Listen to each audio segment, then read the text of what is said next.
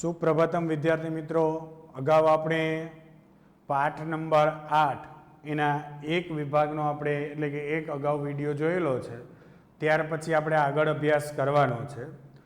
આગળ અભ્યાસ કરી એના પહેલાં આપણે થોડુંક યાદ કરાવી દઈએ જેથી કરીને આપણને આગળનું થોડુંક તાજું થઈ જાય.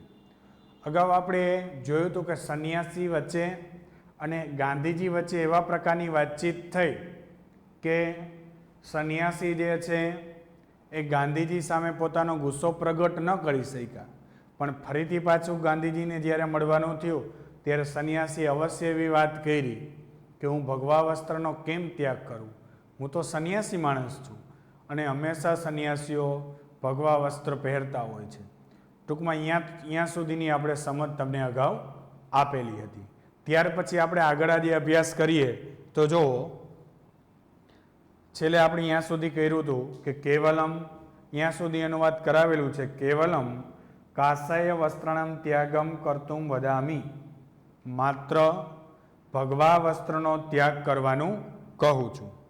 ગાંધી મહોદયસ્ય કથનમ તાત્પર્યમ અજાનન સત્યદેવ વિચાર મુદ્રાયામ સ્થિત મૌનમ ચ અંબલિતવાન. ગાંધી મહોદયનું કહેવાનું તાત્પર્ય અજાનન, ન જાણતા. ગાંધી મહોદયનું કહેવાનું તાત્પર્ય ન જાણતા સત્યદેવ વિચાર મુદ્રામાં સ્થિર અને મૌન ધારણ કરી ઊભા રહે છે. ગાંધી મહોદયનું કહેવાનું તાત્પર્ય ન જાણતા સત્યદેવ વિચાર મુદ્રામાં સ્થિર મૌન ધારણ કરી ઊભા રહે છે. ગાંધી મહોદયનું કહેવાનું તાત્પર્ય ન જાણતા સત્યદેવ વિચાર મુદ્રામાં સ્થિર મૌન ધારણ કરી ઊભા રહે છે. તસ્ય તાદૃશીમ મનોદશામ અવગમ્ય, તેવી મનની દશા અવગમ્ય એટલે જાણીને, તેવી મનની દશા જાણીને ગાંધી મહોદય સ્વકીય આશયમ સ્પષ્ટ કરતું, ગાંધી મહોદય પોતાનો આશય સ્પષ્ટ કરવા શાંત ભાવથી મૃદુ ભાષાયા કોમળ ભાષાથી સત્યદેવાય અકથયત, સત્યદેવને કહે છે. તેવી મનોદશા જાણીને ગાંધી મહોદય પોતાનો આશય સ્પષ્ટ કરવા શાંત ભાવથી અને કોમળ ભાષામાં સત્યદેવને કહે છે.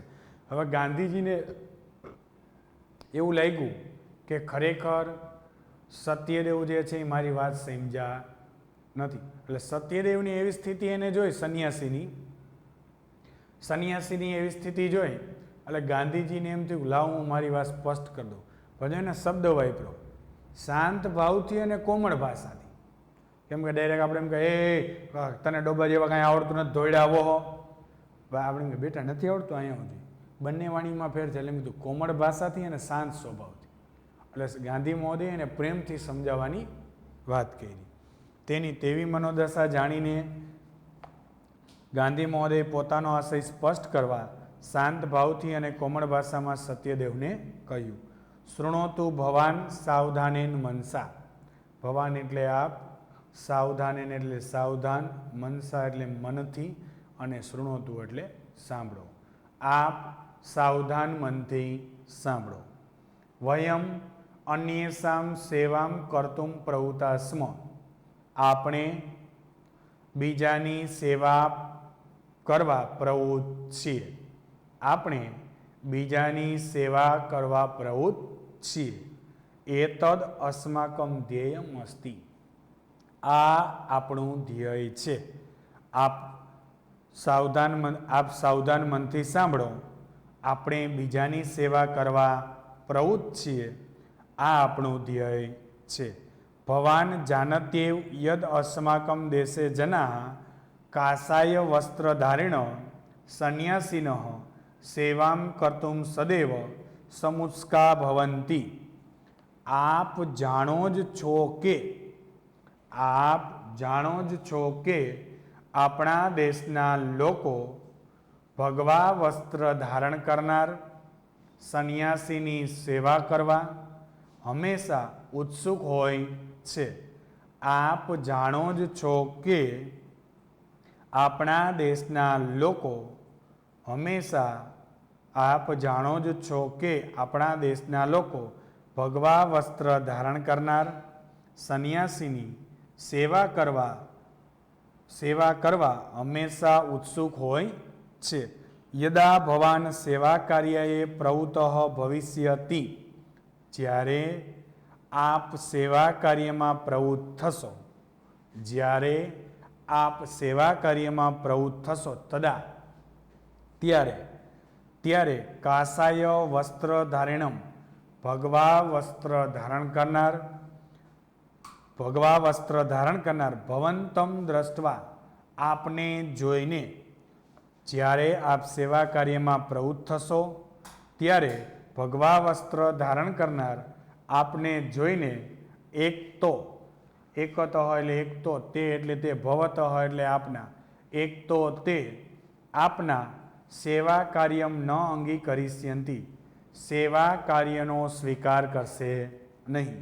એક તો તે આપના સેવા કાર્યનો સ્વીકાર કરશે નહીં. અપરતઃ બીજું, તે એટલે તે બીજું, તે ભવતઃ સેવા કર્તુમ પ્રવૃત્તા ભવિષ્યંતિ, બીજું તે આપની સેવા કરવા પ્રવૃત્ત થશે. એક તો તે આપની સેવાનો સ્વીકાર કરશે નહીં, બીજું તે આપની સેવા કરવા પ્રવૃત્ત થશે. જેમ આપણે અગાઉ તમને વાત કરેલી હતી કે ગાંધીજીનો કહેવાનો આશય શું હતો, કે ગાંધીજી સ્વામી સત્યદેવને એ જ સમજાવવા માગે છે કે ભગવા વસ્ત્રનો ત્યાગ કરવાનું હું તમને એટલા માટે કહું છું કે આપણા દેશના લોકો જે છે એ સંન્યાસીઓને છે ને એ સેવા કરવા માટે કેવા ઉત્સુક હોય છે. તો આપણું કામ શું છે, તો કે લોકોની સેવા કરવી. હવે લોકોની સેવા કરવા માટે આપણે જાશું અને તમે જો ભગવા વસ્ત્ર પહેરેલા હોય તો એ તો બનશે કેવું, એક તો એ તમારી સેવા સ્વીકારશે નહીં, અને બીજું કે એ તમારી સેવા કરવા માંડશે. હવે આપણું કામ શું છે, તો કે લોકોની સેવા કરવી. હવે એનાથી વિરુદ્ધ થઈ ગયું. એટલે કે હું તમને ભગવા વસ્ત્રનો ત્યાગ કરવાનું કહું છું. ફરીથી એટલું જોવો, તેની તેવી મનની દશા જાણીને ગાંધી મહોદય પોતાનો આશય સ્પષ્ટ કરવા શાંત ભાવથી અને કોમળ ભાષામાં સત્યદેવને કહે છે. આપ સાવધાન મનથી સાંભળો. આપણે બીજાની સેવા કરવા પ્રવૃત્ત છીએ. આ આપણો ધ્યેય છે. આપ જાણો જ છો કે આપણા દેશના લોકો ભગવા વસ્ત્ર ધારણ કરનાર સંન્યાસીની સેવા કરવા હંમેશા ઉત્સુક હોય છે. જ્યારે આપ સેવા કાર્યમાં પ્રવૃત્ત થશો, ત્યારે ભગવા વસ્ત્ર ધારણ કરનાર આપને જોઈને એક તો તે આપની સેવાનો સ્વીકાર કરશે નહીં, બીજું તે આપની સેવા કરવા પ્રવૃત્ત થશે. અનેન કિમ અસ્માકમ ધ્યેયસ્ય હાનિ ન ભવિષ્યતિ, અનેન એટલે આનાથી, કિમ એટલે શું, આનાથી શું, અસ્માકમ ધ્યેયસ્ય આપણા ધ્યેયને, હાનિ ન ભવિષ્યતિ નુકસાન થશે નહીં, આનાથી શું આપણા ધ્યેયને નુકસાન થશે નહીં. એટલે ગાંધીજી આવો પ્રશ્ન સ્વામી સત્યદેવને કહે છે કે શું આના કારણે આપણું જે લક્ષ્ય કરેલું ધ્યેય છે એને નુકસાન નહીં થાય. કેમ કે જો આવી વાત કરે તો સ્વામી સત્યદેવને તરત જ એ વાત સ્વીકારી લઈને એમ થઈ જાય ગાંધીજી જે કહે છે એ વાત સાચી છે. આનાથી શું આપણા ધ્યેયને નુકસાન થશે નહીં. સંન્યાસ તું મનોગત હોય એવો સંકલ્પ. સંન્યાસ તો મનોગત એટલે મનમાં રહેલો, સંકલ્પ એવા એટલે સંકલ્પ જ છે. સંન્યાસ તો મનમાં રહેલો જ સંકલ્પ છે. સંન્યાસ તો મનમાં રહેલો જ સંકલ્પ છે. તસ્ય પરેધાનેન સહ સંબંધ કયાપી દ્રષ્ટિયા ન યોગ્ય.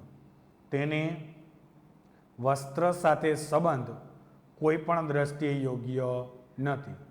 તેને વસ્ત્ર સાથે સંબંધ કોઈ પણ દ્રષ્ટિએ યોગ્ય નથી.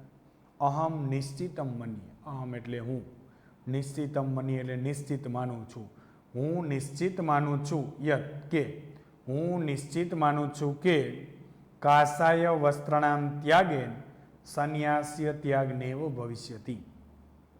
ભગવા વસ્ત્રના ત્યાગથી સંન્યાસનો ત્યાગ થશે નહીં. હું નિશ્ચિત માનું છું કે ભગવા વસ્ત્રના ત્યાગથી સંન્યાસનો ત્યાગ થશે નહીં. અતઃ વિચારયતુ ભવાન. આથી આપ વિચારો. આથી આપ વિચારો. તદંતરમ ત્યાર પછી યત યોગ્યમ તત કરોતું. જે યોગ્ય લાગે તે કરજો. આથી આપ વિચારો. ત્યાર પછી જે યોગ્ય લાગે તે કરો. આથી આપ વિચારો. ત્યાર પછી જે યોગ્ય લાગે તે કરો.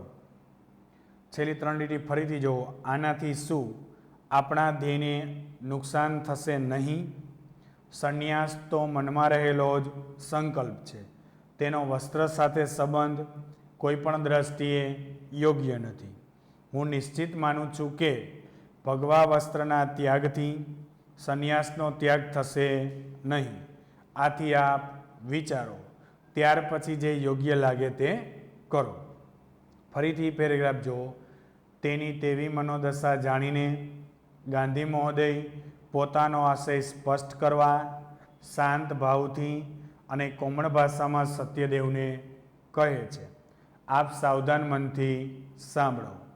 આપણે બીજાની સેવા કરવા પ્રવૃત્ત છીએ. આ આપણું ધ્યેય છે. આપ જાણો જ છો કે આપણા દેશના લોકો ભગવા વસ્ત્ર ધારણ કરનાર સંન્યાસીની સેવા કરવા હંમેશા ઉત્સુક હોય છે. જ્યારે આપ સેવા કાર્યમાં પ્રવૃત્ત થશો ત્યારે ભગવા વસ્ત્ર ધારણ કરનાર આપને જોઈને એક તો તે આપની સેવાનો સ્વીકાર કરશે નહીં, બીજું તે આપની સેવા કરવા પ્રવૃત્ત થશે. આનાથી શું આપણા દેહને નુકસાન થશે નહીં? સંન્યાસ તો મનમાં રહેલો જ સંકલ્પ છે. તેને વસ્ત્ર સાથે સંબંધ કોઈ પણ દ્રષ્ટિએ યોગ્ય નથી. હું નિશ્ચિત માનું છું કે ભગવા વસ્ત્રના ત્યાગથી સંન્યાસનો ત્યાગ થશે નહીં. આથી આપ વિચારો. ત્યાર પછી જે યોગ્ય લાગે તે કરો. ગાંધી મહોદયસ્ય એતાદૃશમ વચનમ શ્રુત્વા. ગાંધી મહોદયનું એતાદૃશમ એટલે આવું, વચનમ એટલે વચન અને શ્રુત્વા એટલે સાંભળીને. ગાંધી મહોદયનું આવું વચન સાંભળીને સ્વામી સત્યદેવસ્ય એટલે સ્વામી સત્યદેવની સંશય. શું થશે વિદ્યાર્થી મિત્રો? સંશય એટલે કોણ બોલશે? સંશય એટલે શું થાય? શંકા. તે જ સમયે ગાંધી મહોદયનું આ વચન સાંભળી સ્વામી સત્યદેવની શંકા તસ્મીને ઉછણે તે જ સમયે વ્યપગત દૂર થઈ. ગાંધી મહોદયનું આ વચન સાંભળી સ્વામી સત્યદેવની શંકા તે જ સમયે દૂર થઈ. સહ કાસાય વસ્ત્રાણમ ત્યાગમ કૃત્વા સેવા કાર્યે આત્મનમ યોજિતુમ સન્નો અભવત. તે ભગવા વસ્ત્રનો ત્યાગ કરીને સેવા કાર્યમાં આત્મનમ યોજિતું પોતાની જાતને યોજવા સન્નો અભવત તૈયાર થયા. પોતાની જાતને યોજવા તૈયાર થયા. તે ભગવા વસ્ત્રનો ત્યાગ કરીને સેવા કાર્યમાં પોતાની જાતને યોજવા તૈયાર થયા. ગાંધી મહોદયનું આવું વચન સાંભળીને સ્વામી સત્યદેવની શંકા તે જ સમયે દૂર થઈ. તે ભગવા વસ્ત્રનો ત્યાગ કરીને સેવા કાર્યમાં પોતાની જાતને યોજવા અથવા જોડવા તૈયાર થયા. આના સ્વાધ્યાયની વાત આપણે કરીએ તો સ્વાધ્યાયમાં પ્રશ્ન નંબર 2, પ્રશ્ન નંબર 9, પ્રશ્ન નંબર 2 અને પ્રશ્ન નંબર 9. વિદ્યાર્થી મિત્રો ફરી એકવાર હું કહી દઉં, અગાઉ પણ તમને આપણે કીધું છે, આમાં આ પાઠનો અર્થ એ જ છે કે માત્ર વ્યક્તિના જીવનમાં પોતાના વસ્ત્રનું મહત્ત્વ નથી, વ્યક્તિના જીવનમાં પોતાના વિચારોનું, પોતાના કાર્યનું એનું મહત્ત્વ છે. એટલે આપણે વિચારથી શ્રેષ્ઠ બનીએ, માણસ કાર્ય દ્વારા શ્રેષ્ઠ બને, એ હેતુથી વિદ્યાર્થી તરીકે આપણે એવા ગુણો ગ્રહણ કરવાના છે કે સારા વિચારો પ્રાપ્ત કરીએ, સારું વાંચન કરીએ, શ્રેષ્ઠ વ્યક્તિના વિચારો પ્રાપ્ત કરવાનો પ્રયત્ન કરીએ, એ હેતુથી આપણને આ પાઠ આપેલો છે. નમસ્કાર.